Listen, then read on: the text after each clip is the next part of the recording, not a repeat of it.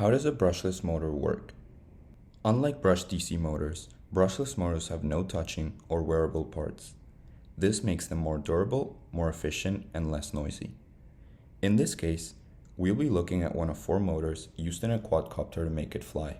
Brushless motors are powered by both permanent and electromagnets. Permanent magnets are located on the inner perimeter of the rotor. The stator has a coil arrangement as shown. When power is applied to the coil, it will energize, and therefore it will become an electromagnet. The operation of a BLDC is based on the force interaction between the magnetic fields of the permanent magnet and the electromagnet.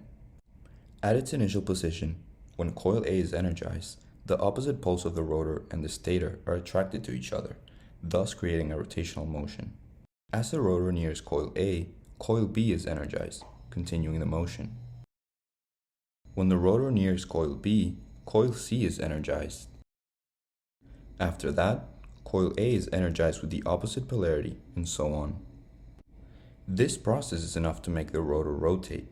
However, in order to maximize power output, the coil behind the rotor is energized with the opposite polarity as the one in front, pushing the rotor forward. Having both repulsion and attraction present at the same time means the motor gets almost constant torque. As long as power is applied to the right coil at the right time, the rotor will continue to rotate in a smoothly manner. How do you know which coils to energize and when?